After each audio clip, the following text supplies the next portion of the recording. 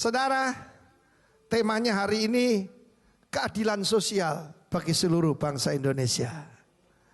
21 Agustus yang lalu, para pemimpin GBI, saya waktu itu ada di Taipei, jadi tidak bisa ikut, menghadap Bapak Presiden Jokowi. Nah, biasanya orang itu mau beraudiensi dengan beliau. Sekali ini kita yang dipanggil. Tanggal 19 Sabtu malam dipanggil, dan ini saya lihat Pak Japarlin Marbun yang tinggi itu, dia lebih tinggi dari Pak Jokowi, saudara ya. Sampingnya Anda kenal Bapak Julius Ishak dan hamba-hamba Tuhan pengurus GBI. Dalam pembicaraan yang lancar, pembicaraan yang cair, maka presiden kita ini kan sangat simpatik. Dia minta dua hal. Yang pertama, dukunglah Perpu. Perpu yang mana? Yaitu membubarkan ormas yang anti Pancasila. Loh kok diem? Soalnya orang berkata, haleluya, bubarkan ormas yang anti Pancasila. Loh, kok takut ini? Soal bersuka cita. Dan yang kedua, dia berkata begini, GBI itu kan banyak pengusaha, rupanya sudah disurvei, saudara. Menurut catatan belum termasuk yang Dwi keluarkan, dengan maksudnya di 2 gereja, 3 gereja keliling-keliling, ya, GCC gereja jalan-jalan, sampai 3 juta grup GBI ini. Kan banyak pengusaha, coba di sini pengusaha angkat tangan, pengusaha. Pengusaha angkat tangan, ayo. Nggak usah takut, ada petugas pajak pun kita bayar pajak kok ya. Ayo pengusaha angkat tangan, amin. Kan banyak pengusaha profesional. Ayo bersama pemerintah mengentaskan kemiskinan. Sejak saudara dulu pisahnya, yaitu gereja-gereja aliran seperti kita, dengan mereka yang menekankan sosial, itu terjadi jurang yang makin lama makin lebar. Tapi saya mengajarkan pada saudara bukan agama Kristen. Yesus bukan pertapa. Yesus itu bukan rahib. Dia ada di tengah-tengah umatnya. Amin. Kita lihat Yohanes 1 ayat 14. Kita lihat dulu yang satu ini. Yohanes 1 ayat 14 merupakan tema kita untuk hari Natal, perayaan Natal tahun ini. Saya beri judul inkarnasi. Katakan bersama saya, inkarnasi. Tuhan bukan cuma melawat umatnya. Dia tinggal bersama-sama dengan kita. Waktu-waktu yang lampau Tuhan melawat. Tuhan memberikan kemenangan, kebebasan, pelepasan kepada Israel. Tetapi ketika Putra Allah datang, dia menjadi manusia. Buat kita mendukung Perpu gampang, karena dalam satu ayat ini Pancasila itu ada. Firman, siapa firman itu? Itu Tuhan, amin. Telah menjadi manusia. Peri kemanusiaan yang adil dan beradab. Yesus lebih dari beradab, saudara. Dia membawa peradaban baru. Amin. Lalu kemudian saudara, firman Allah mengatakan diam di antara kita. Saya bisa merasakan unity. More dan persatuan. Tuhan Yesus mengajarkan kesatuan. How good and how pleasant it is for brethren to live together in unity. Kesatuan. NKRI harga mati. Amin. Haleluya. Saudara lebih. Dia jadi manusia. Benar-benar jadi manusia. Inkarnasi. Banyak manusia yang ingin jadi Allah. Saudara kalau lihat itu, Gurmit Ram Rahim Singh di India, saudara. Saya dengar pengikutnya itu sekitar 3 juta, simpatisannya 50 juta. Ketika dia ditangkap karena kemungkinan membunuh, tapi belum terbukti, dan memperkosa 2 pengikutnya, Saya tahu bahwa orang model setengah dewa seperti itu, wanita tidak usah diminta menyerahkan diri pada dia. Ini diperkosa, dihukum 20 tahun. Satu wanita 10 tahun. Masih murah hati Tuhan, ini mestinya kan dihukum mati gitu. Waduh saudaraku, mobil-mobil polisi, mobil-mobil televisi dibakarin semua. Kalau lihat modelnya serem saudara. Banyak manusia ingin jadi Allah, cuma satu Allah jadi manusia. Haleluya, gitu dong saudara. Dan kita telah melihat kemuliaannya. Apa yang orang mau lihat dari kita? Kemuliaan. Amen. Orang mau lihat kemuliaan Tuhan pada kita. Karena itu saya tidak mengajarkan cuma kesuksesan. Tuhan mengajarkan kita fruitful, berbuah. Goalnya kemuliaan, bukan kebahagiaan. Gagal paham. Kalau orang cari kebahagiaan, cari kekayaan, seperti burung terbang tinggi cepat, saudara. So tahu cepatnya burung terbang? Satu hari saya diajak Pak Rudi Hartono, dia punya yaitu perusahaan susu sapi. Dia dikasih orang Raja Wali. Dan saya masih ingat, pakai tongkat ujungnya dikasih daging segar. Nggak bisa lihat cuma bayangan. Blas, amblas saudara. Yang kasihan itu ada ayam. Diam-diam masuk ke lingkaran itu. Tinggal bulunya saudara. Secepat kilat. Karena itu kita telah melihat kemuliaannya. Sekarang dibutuhkan pemimpin yang apa? Yang asli. Bukan pencitraan. Saya tidak takut orang tinggal di rumah saya. Mereka boleh lihat mulai saya bangun pagi. Termasuk rambut belum disisir sampai tidur. Amin. Pemimpin harus asli, genuine, otentik. Otentik itu membuat orang punya otoritas, authority. Sebab dia otentik.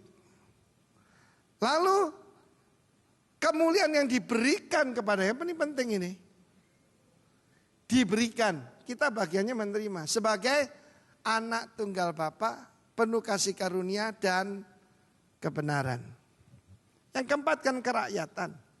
Waktu KCC saya ajarkan pada Anda, bahwa 2-3 orang sebagai warga negara kerajaan sorga, kita mewakili Tuhan. Bukan cuma kuasa kerajaan menyertai kita, rajanya di tengah-tengah kita. Kaisar Romawi tidak bisa melakukannya, tapi Raja Sorga bisa melakukannya. Amin. Sancti, Heavenly Emperor. Tapi perhatikan selanjutnya apa? Penuh kasih karunia dan kebenaran. Nah ini, yang dulu ngarannya cuma sosial itu kasih karunia. Grace, grace, grace, grace, love, love, love. Tapi yang satu lagi cuma truth, truth, truth, truth. Tidak, perlu dua-duanya. Kasih karunia dan kebenaran. Perhatikan saudara, kasih karunia ada di depan. Baru kebenaran. Kalau kebenaran aja, Farisi abad 21. Tapi kalau kasih karunia saja tanpa kebenaran, bisa nyasar saudara. We need both. Dan itulah keadilan sosial. Saya bisa lihat itu mudah. Tapi yang satu lagi, ini PR. Mari bersama pemerintah mengentaskan kemiskinan. Penyakit dalam masyarakat itu diberesin oleh Yesus. Roh Tuhan Allah ada padaku. Coba kunci F. Roh Allah yang hidup penuhiku. Roh Allah yang hidup pulihkanku. Turunlah urapan ke atasku, membangkitkan kuasa-Mu, membebaskan hidup yang terbelenggu utang, terbelenggu dosa, memulihkan hati mereka yang terluka. serta memutihkan mata yang buta. Jadikan hidupku alatmu, dipenuhi urapan baru, menyatakan kebesaran kuasamu. Yesus berkata dalam khotbah yang pertama, Roh Tuhan Allah ada padaku untuk memberitakan kabar baik kepada siapa? Kepada orang miskin. Orang miskin, tidak usah dirohanikan, orang miskin. Lalu kemudian memberitakan kelepasan pada mereka yang dalam penjara. Amen. Untuk memberitakan rahmat Tuhan telah datang. Ditambah mencelikan yang buta, melepaskan, dan juga perintah Dia untuk membangkitkan orang mati. Yang kita hadapi adalah penyakit sosial. Kesetaraan gender, rasisme, macam-macam. Dan gereja harus terlibat di dalamnya. Nah, saudara yang kasih Tuhan, mari kita lihat beberapa ayat. Yesus sangat terlibat. Dia sengaja datang ke lembah kusta dan menyembuhkan orang kusta. Orang kusta itu tinggal di luar tembok kota, bahkan jauh di lembah kusta. Dan makanan dilemparkan kepada mereka. Seperti memberi makan pada anjing. Anjing aja kita kasih liwat tangan. Yesus datang. Orang berdosa, pemungut cukai, pelacur.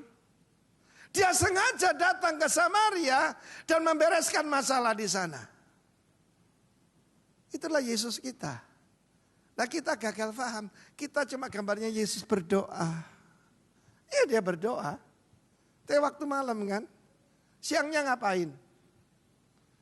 Menyembuhkan orang sakit, mengusir setan, memulihkan hati yang terluka. Untuk itu kita perlu urapan Tuhan, amin.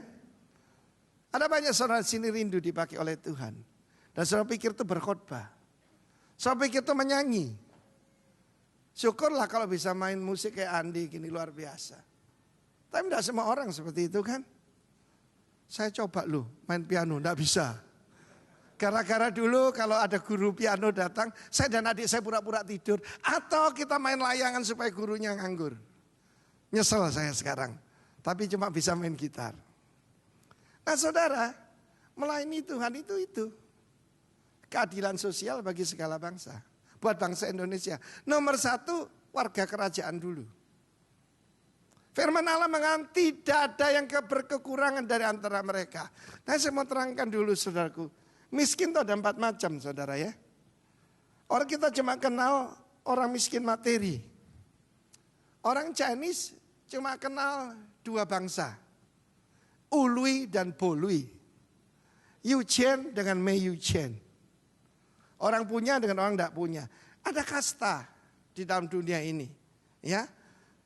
Atas, menengah, bawah, bawah sekali. Prasejahtera. Tapi firman Allah menjelaskan miskin itu ada 4 macam saudara. Pertama itu miskin relasi. Ya. Miskin relasi saudara. Miskin relasi itu hubungan tidak baik. Dengan istrinya, dengan teman-temannya. Ada 4 macam, saya terangkan dulu saudara.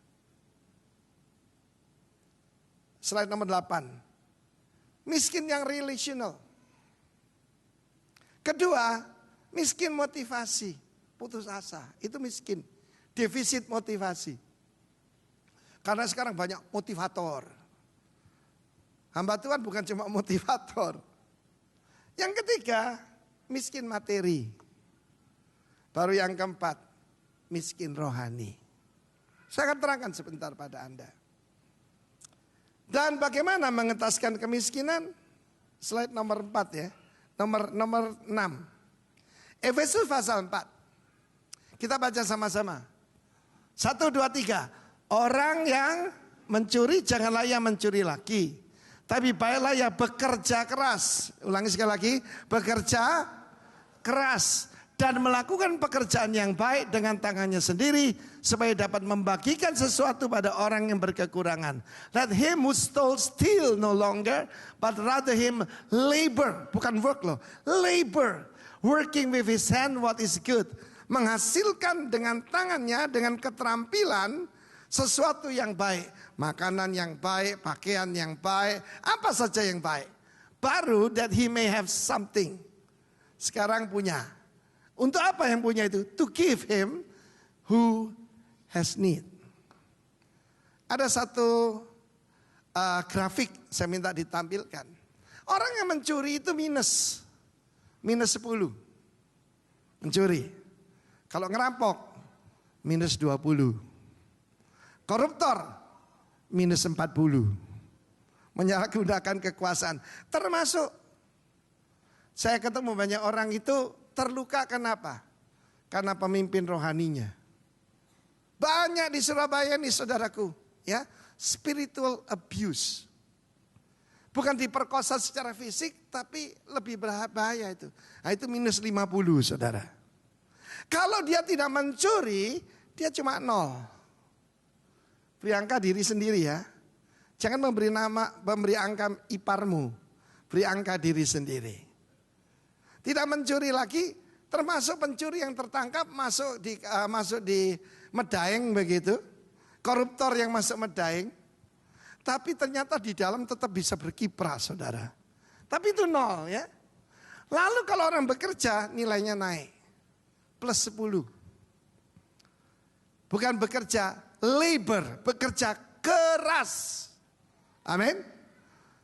Lalu kemudian dia punya keterampilan. Bisa motong rambut, bisa melukis, bisa menyulam alis, whatever. Menghasilkan yang baik dengan tangannya. Coba lihat tangan saudara. Ya, ada huruf apa di situ?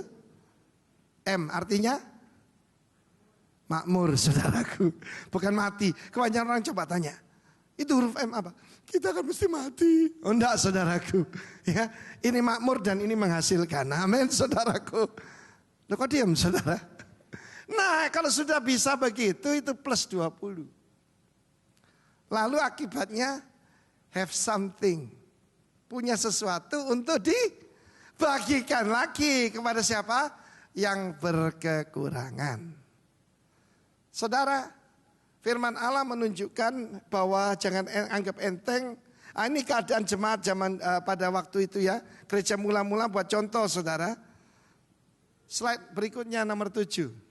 Adapun kumpulan, nah kumpulan di sini saya pelajari itu kumpulan besar. Sekarang ini masih banyak kursi kosong ya. Kenapa? Karena cuma kita yang bekerja. Saudara yang harus cari jiwa. Amin saudaraku. Kumpulan banyak orang yang telah percaya itu mereka apa? Sehati dan sejiwa. Dan tidak seorang pun berkata bahwa sesuatu dari kepunyaannya adalah dia tidak lagi selfish. Dia tidak lagi saudaraku self-centered. Dia tidak lagi egoistik. Tapi selfless. Itu tanda orang rohani. Itulah kemuliaan itu. Tetapi segala sesuatu adalah kepunyaan mereka bersama. Kecuali istri ya. Dan dengan kuasa yang besar rasul-rasul memberi kesaksian tentang kebangkitan Tuhan Yesus.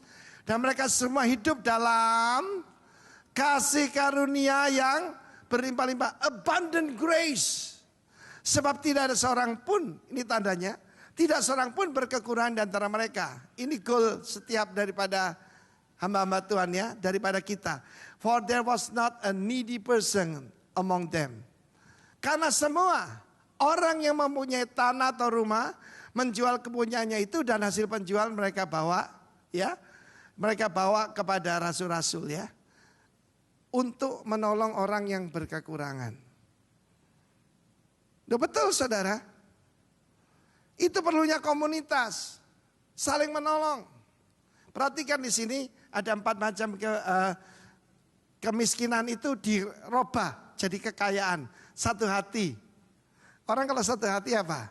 Kaya secara relasi. Satu jiwa. Semangatnya sama. Ya. Semangat pagi, gitu saudara. Ya, kekayaan motivasi. Dan kemudian Mereka punya milik bersama dibagikan. Itu materi. Orang kaya materi dibagikan, ya. Dan kemudian memberitakan kebangkitan Tuhan Yesus. Ini kekayaan apa? Rohani. Mari kita buktikan dalam Alkitab bahwa Tuhan tidak pernah menganggap enteng orang miskin.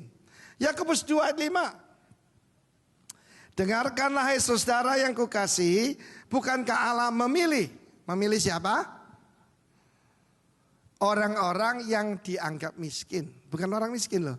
Orang yang dianggap miskin oleh dunia ini untuk menjadi kaya dalam iman dan menjadi ahli waris kerajaan yang telah dijanjikannya pada barang siapa yang mengasihi dia.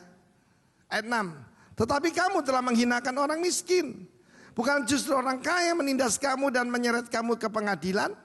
Bukankah mereka menghujat nama yang mulia yang olehnya kamu menjadi milik Allah? Akan tetapi, jikalau kamu menjalankan hukum utama yang tertulis di kitab suci, kasihlah sesamamu manusia seperti dirimu sendiri, kamu berbuat baik. Dalam conference kita di Makassar, saya mengganti generosity menjadi grace. Sebab banyak orang tanpa Tuhan generous di dunia ini. Tetapi grace, tidak ada manusia bisa melakukannya. Hanya Tuhan. More than generous. Mark Zuckerberg memberikan, dia orang Yahudi ya, memberikan 99% saham untuk nolong orang lain. Dia hidup dari 1%. Tidak berupa uang, berupa saham dimasukkan yayasan. Kita melihat orang-orang lain juga. Tapi tanda orang percaya itu murah hati. Bahkan penuh dengan kasih karunia. Kasih karunia dan kebenaran. Baru seimbang saudara. Kasih karunia dan kebenaran. Perhatikan, orang miskin itu dipilih Tuhan. Kaya dalam iman. Dan kaya dalam relasi. Saudara, kenapa orang miskin kaya dalam relasi? Yang mesti ngomong halus sama orang kan? Suka minta tolong saudara. Minta tolong ya. Coba kalau minta tolong sama maki-maki orang ya. Tidak ada orang mau saudara. Itu saya pernah ngalami sih. Pada waktu saya bangkrut. Maka saya harus berkata pada orang lain. Minta tolong. Minta tolong. Sebelumnya mana saudaraku? Tidak ada begitu kan? Ini ada teman-teman saya SMA tahu model saya dulu. Nggak mau saya minta tolong orang. Orang minta tolong saya iya. Tapi ketika kita miskin kita tahu. Kalau kita tidak baik sama orang kita bisa mati saudaraku. Tetapi sebaliknya orang kaya tidak memikirkan relasi. Menyeret kamu ke pengadilan. Seingat Matius 18. Ada orang baru dibebaskan utang oleh bosnya. Temannya cuma utang 100 dinar. Dicekek, dibawa ke pengadilan.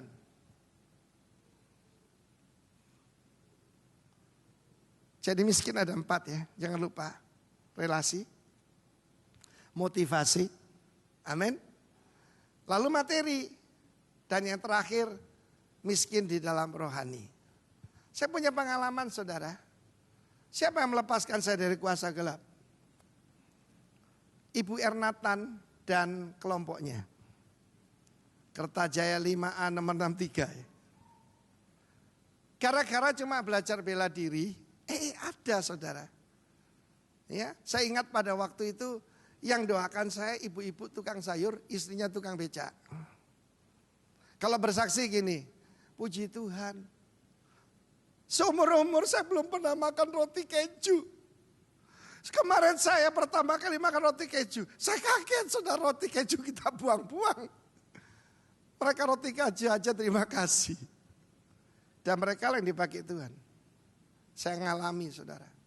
Ketika mereka angkat tangan, ternyata mereka kaya dalam iman. Loh betul ini, istri tukang becak, istri penjual sayur, penjual sayur. Dan waktu itu, saudara kalau lihat sekarang kan Allah itu kasih hebat sekali. Dulunya enggak saudara.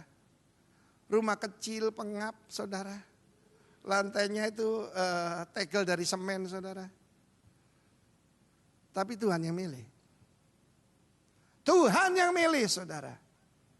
Nah saya akan tunjukkan bagaimana caranya kita merubah orang dari mencuri. Ini tugas kita semua. Tidak mencuri lagi. Lalu bekerja keras. Saudara, apa Tuhan bisa memberkati semua orang secara materi? Bisa?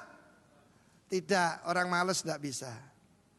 Orang malas itu kayak pintu berputar di engselnya. Ya. Saking malesnya saudara minta didulang. Baca Alkitab tidak mau, minta yang udah jadi. Saya tidak nyinggung saudara, saya nyinggung saudara betul-betul. Amin saudaraku. Haleluya. Nah saya akan tunjukkan saudara, saya minta tiga orang pria datang kemari.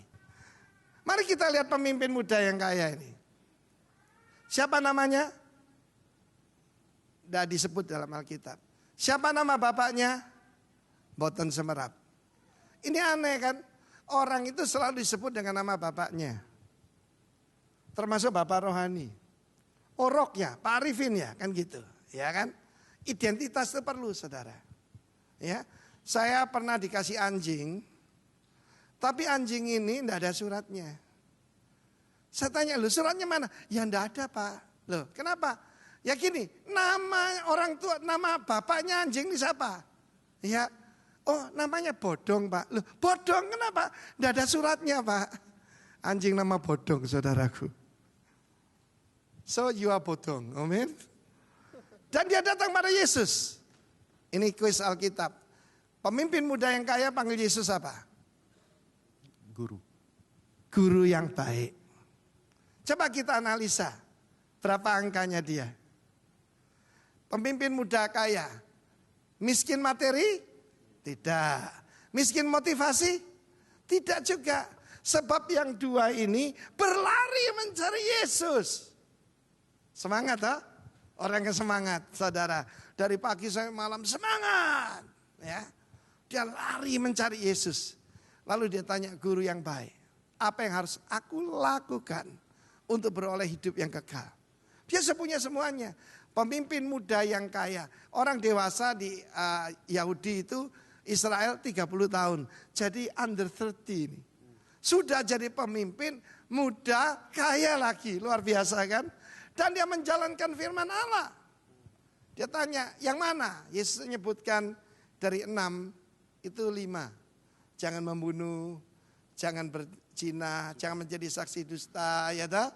Hormati ayahmu dan ibumu, ya toh? Semua itu sudah ku lakukan. Cuma ada satu yang tidak disebut Yesus. Jangan mengingini milik sesamamu. Sebab Yesus tahu. Tidak ada puasnya kekayaannya. Lihat saja perutnya saudara. Amin. Sebelum waktu dia belum menikah, 6 pack. Sekarang 6 month. 6 month sekarang. Liu Koye. Oke. Oke. Dan kemudian saudaraku, dia miskin apa? Miskin rohani. Karena dia sebut Yesus cuma guru.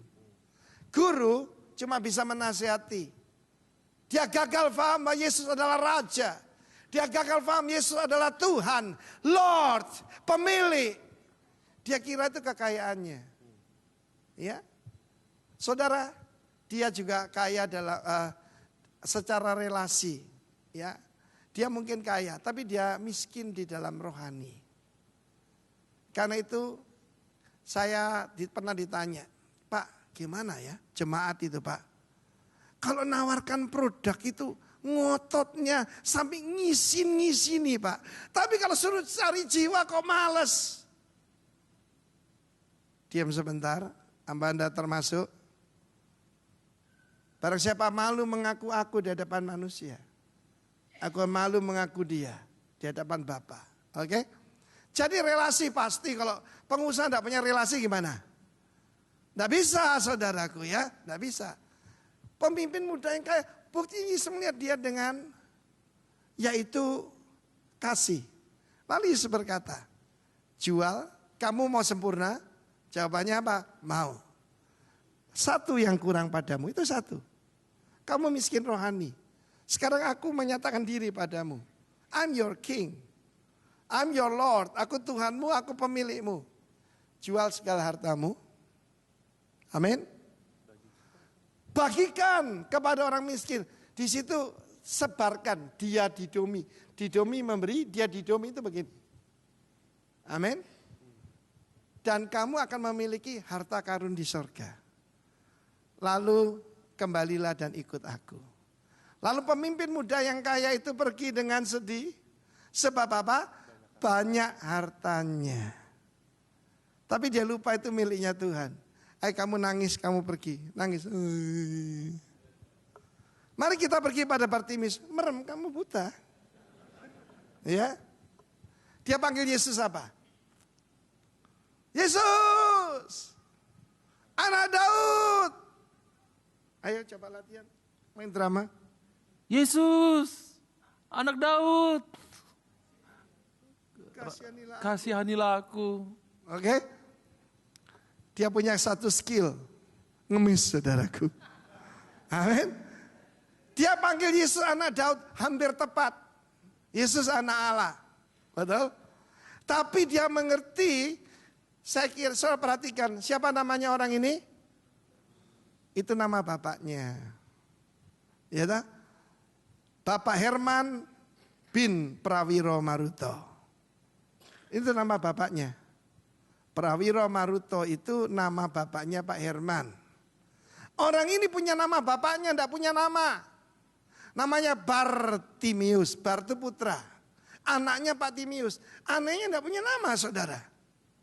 Ya, saya bayangkan ketika ibunya hamil, bapaknya sediakan beberapa nama, ada yang nama David, ada nama Yeshua, ada nama Hosea. Tapi ketika dilihat anak ini buta, tidak dikasih nama. Nama menunjukkan karakter. Tapi masih dikenal siapa bapaknya. Saudara tahu siapa yang disalib? Siapa yang digantikan Yesus di atas kayu salib? Nah, menarik sekali. Siapa namanya? Barabas. Anak seorang ayah. Kira-kira ibunya itu pelacur. Jadi waktu hamil tidak tahu siapa bapaknya. Siapa bapaknya? Boten semerap. Tapi dia punya bapak, saudara. Ya mungkin bapaknya yang berkata, nak, memang kamu buta. Tapi akan tiba saatnya Tuhan melawat umatnya. Amin. Dan dia adalah anak Daud. Dia adalah raja yang akan memerintah. Orang buta tajam apa?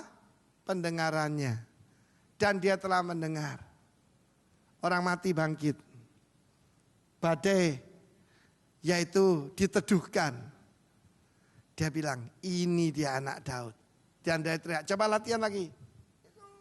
Yesus, anak Daud, kasihanilah aku. Amin. Nah saudara yang kasihan Tuhan, dia tidak mencuri. Tapi dia juga tidak punya apa-apa. Untuk berbagi pada orang lain. Karena tujuan hidup manusia bukan diberkati tapi menjadi berkat. Fruitful, not only successful. Kemuliaan. Bukan kebahagiaan. Kebahagiaan itu produk samping. Lalu dia dipanggil menghadap Yesus. Ya toh? Dan dia melihat. Amin. Kamu sukacita loncat-loncat lalu mengikut Yesus. Yesus masuk ke kota Yeriko. Kamu lompat-lompat di belakang saya. Ya. Masa buta melihat cuma gini. Lompat dong. Ya. Gitu. Oke. Silakan duduk. Dan kemudian Yesus masuk ke kota Yeriko. Amin. Masih ingat bulan yang lalu saya ajarkan 4M. Pertama apa? Mengucapkan berkat. Kedua, makan dan minum. Ketiga, menyembuhkan yang sakit. Baru memberitakan kerajaan sorga. Amin. Jangan lupa yang pertama apa? Memberkati. Yang kedua, persekutuan. Makan dan minum. Baru menyembuhkan, melayani. Baru memberitakan kerajaan Allah. Amen. Dan saat itu naik pohon. Sakius berlari. Dia kepala pemungut cukai dan di seorang yang kaya. Berapa angkanya? Koruptor, bahkan kepalanya koruptor berapa? Minus berapa? Minus 50. Kamu minus 40, minus 50. Tapi saudaraku, dia mencari Yesus. Amen. Dia mengumpulkan semua sisa Israel. Sisa Israel itu di outcast. Siapa di outcast? Orang miskin. Orang buta. Koruptor. Pelacur. Orang berdosa. Orang kusta. Yesus mencari mereka semua. Bagaimana dengan kita? Lady Di, kalau datang saudara ke Kamboja atau kemana yang banyak ya, atau Afrika, di mana banyak ranjau, banyak orang tidak punya kaki, dia foto sebentar dengan mereka. Pakaian putrinya diganti baju safari, rambutnya goyang sedikit, lalu dia kembali ke istananya. Tapi Mother Teresa tinggal bersama mereka. Inilah kabar baik itu. Tuhan bukan cuma melawat umatnya, Tuhan tinggal di antara kita. Amen. Lalu Yesus menyapa dia, Sakius, hai gitu. Segeralah turun Sakius, sebab harus menumpang di rumahmu. Coba kita lihat, dia ini miskin apa saudara? Miskin apa? Relasi, punya enggak relasi? Enggak punya. Coba bayangkan, dia punya nama, enggak punya nama bapak. Siapa nama bapaknya Sakius? Enggak ada kan? Herman, Prawiro, Maruto, kan gitu kan? Iya saudaraku. Nah ini, bapaknya enggak ada, kira-kira ini. Kan orang timur. Yesus itu datang jadi orang Asia loh saudara. Amin. Lahirnya di Bethlehem, ya kan? Kira-kira begini, Jericho Pos tidak ada hubungan lagi dengan pengkhianat bangsa, pemeras bangsa sendiri. Saya bapaknya Sakius, tidak mengakui Sakius sebagai anak saya lagi. Jadi namanya Sakius tok. Tidak ada nama bapaknya. Lihat sini ya. Bagaimana hubunganmu dengan bapakmu? Semua masalah bisa di trace back kepada hubungan seseorang dengan ayahnya. Sakius saudaraku, Yesus begitu baik. Sakius, aku harus menumpang di rumahmu. Rumah adalah oikos, katakan oikos. Oikos itu bukan cuma rumah tinggal, itu rumah tangga. Bahkan family, bahkan daerah pengaruh, itu oikos. Aku menumpang di rumahmu. Lalu kemudian ini rumahnya Sakius.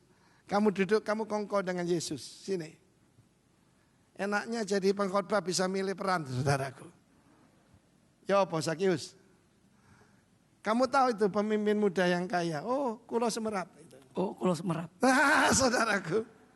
Ya. Sebab apa? Pernah diperas oleh Sakius, saudaraku. Lalu satu lagi.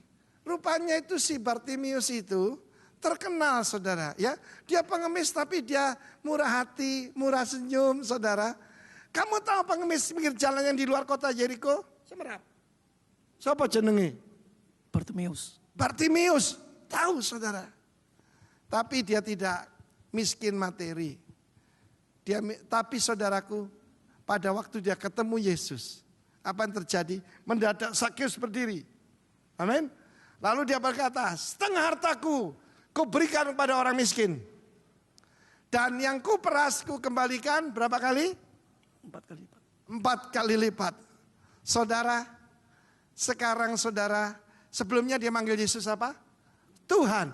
Bukan guru. Tuhan. Dia panggil Yesus Tuhan. Mendadak saudaraku, dia menjadi tidak lagi miskin. Dia jadi kaya. Kenapa? Suka memberi. Tanda orang kaya itu generous. Tanda orang kaya itu graceful. Suka memberi, siap berbagi, siap untuk memberi. Amin. Kok diem? Saya mau beritahu. Ada orang yang tidak ada gunanya diberkati. Orang medit, saudaraku. Apa artinya kaya? Beda antaranya who have riches, yang punya kekayaan dengan wealthy. Orang wealthy itu suka memberi. Oke, Sakius, Yesus bersuka cita. Dia bilang, keselamatan telah datang ke atas rumah ini. Sebab orang ini pun adalah anak siapa? Anak Abraham. Bapakmu tidak ngakui kamu, tidak apa-apa. Aku ngakui kamu. Tepuk tangan bagi Allah kita. Tepuk tangannya kok tidak niat gitu, saudaraku. Dalam hidup saya penuh dengan kejutan-kejutan, saudara. Ya, silakan duduk, Sakius.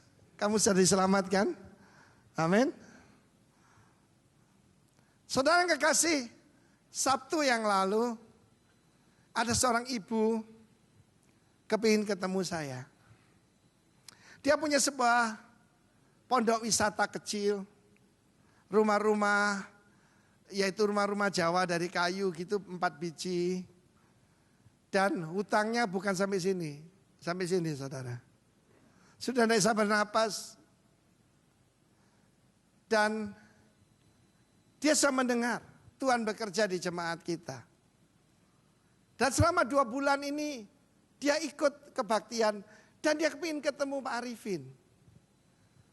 Dan rumahnya itu kalau naik motor cuma 2 menit dari rumah saya. Di Ubud, saudara, di desa Ubud. Tapi melalui seorang teman, ini pentingnya saudaraku, Kingdom Connection, diajak ke villa kita. Dia orang Bali asli. Dan dia dalam keadaan yang sangat tertekan, stres berat, saudara. Lalu saya tergerak untuk datang ke rumahnya. Dia mau jual, saudaraku. Dia mau jual, saudaraku, bukan dengan harga bagus, karena semua properti di Bali sedang turun begini. Tetapi tidak ada yang beli. Pernah ada orang Singapura mau beli, tetapi kemudian dia datangkan accountant. Nah, kalau accountant datang bawa kalkulator, saudara. Tidak menghasilkan, tidak jadi beli. Dia begitu sedih. Dan dalam keadaan sangat putus asa. Tapi kemudian saudara tahu? Kita sebagai umat Tuhan, we have the power to bless. Tuhan memulihkan keadaan umatnya. Seperti keadaan kita seperti orang bermimpi. Dan saya kata pada dia, serahkan dirimu jadi milik Tuhan. Serahkan dirimu dibaptis. Suami istri berkata, iya Pak. Sudah kami nggak tahu gimana. Saya bilang Tuhan sanggup menolong. Yang saya tidak sangka itu pertolongannya terlalu cepat, saudara. Hari Senin. Padahal dia sudah terima dari agent properti. Maaf, pembeli dari Singapura tidak berminat dan sedang penawaran dengan 2 properti yang lain. Itu hari Jumat yang lalu, dia begitu sedih. Tetapi ketika saya datang ke rumah, saya ucapkan berkat. Bahwa Tuhan membuat surprise di padang pasir, saudara. Mereka seperti di padang pasir, setetes air pun tidak ada, saudara. Hari Senin, mendadak. Pembeli Singapura berminat atas propertimu. Apa syaratmu? Syarat apa lagi, saudaraku? Harganya disetujui. Dia mengabaikan perhitungan daripada accountant-nya. Dia sudah tidak tahu gimana, hatinya dirubah. Hati raja seperti batang air di tangan Tuhan. Amin. Dialirkan kemana dia mau. Nah, saudara tahu apa yang terjadi? Orang itu bahkan bilang gini, kamu mau saya bayar cash? Oh ya? Ya boleh. Apa? US dollar? Dolar Singapura? Tidak, rupiah. Tak bayar cash. Ini bukan beli sepeda motor loh, saudara. Berapa puluh miliar, saudara. Masa bawa koper? Udah dibayar beneran. Hari Rebu, saudara, ketika saya baptiskan dia, wajahnya berseri-seri. Sebab Tuhan bisa membalikkan keadaannya. Dia balikan keadaan saudara juga, bukan? Apa yang hilang pada keluarga ini? Mereka miskin motivasi. Mereka miskin materi. Semuanya udah dikuasai bank. Tapi ketika Tuhan melawat, pembalikan keadaan terjadi. Dengar saudara, Tuhan yang sama ada tuannya saudara dan saya. Termasuk hal-hal yang kecil, saudara.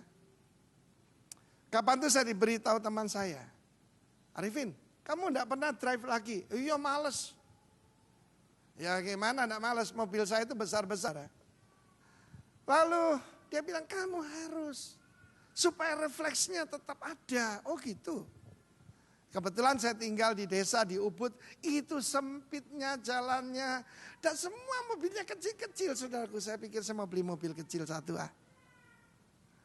Saya lihat ada mobil kecil enggak dijual. Ketika saya melihat itu, penolong saya berkata, sayang, kamu cari mobil bekas?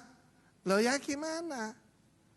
Ya ini kan bukan mobil utama, ini mobil tambahan. Ya cari yang bekas saja toh. Dia ingatkan saya, mana kita pernah beli mobil. Kita enggak pernah beli mobil, semuanya dikasih orang. Wah jengkel saudaraku, saya buang korannya, saya bilang ya udah. Kalau kecuali ada orang yang kasih ya udahlah. Kalau enggak cukupkan dengan apa yang ada, ya kan? Dan saudara di tengah-tengah kekeringan seperti ini, semua bisnis sedang dalam keadaan menderita. Kemarin dulu nih, di rumah saya ada mobil baru saudara. Grace, belum ada nomornya. Nggak senang ya gembalanya diberkati ya. Yang senang cuma Pak Herman nih loh. Ada yang tepuk tangannya ini saudaraku. Tepuk tangannya meriah loh kayak hujan lebat gitu. Sebab apa yang terjadi padaku terjadi padamu. Saya enggak cari harta benda saudara. Coba beri angka. Coba itu tadi gambar tadi. Sakius tadi angkanya berapa? Minus 50. Dia bukan cuma pemungut cukai. Kepala pemungut cukai. Bekerja pada Romawi. Minus 50 mungkin. Dia lompat saudaraku. Plus 40.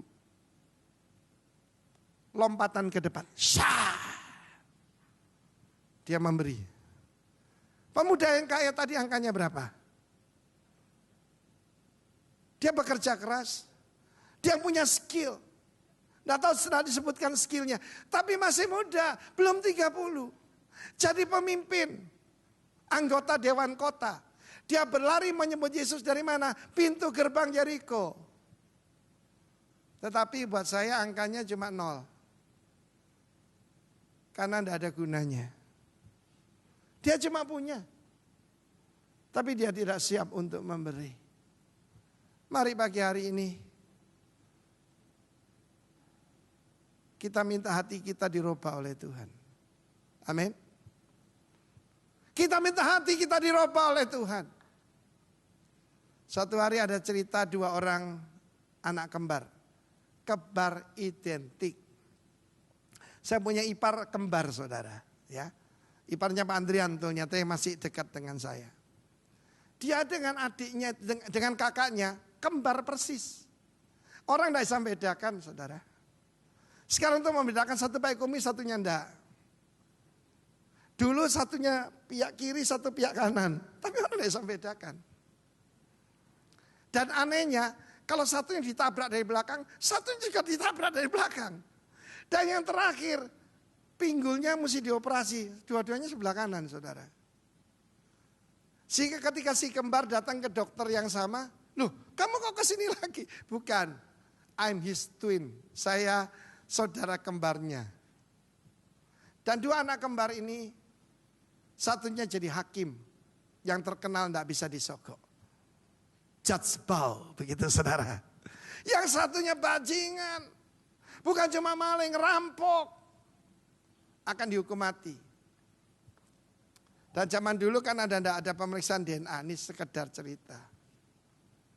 Ketika saudara yang datang melawat dia. Hakim agung loh ini. Ini penjahat. Ya. Itu cuma melawat kan. Bawakan bakpao. Itu melawat.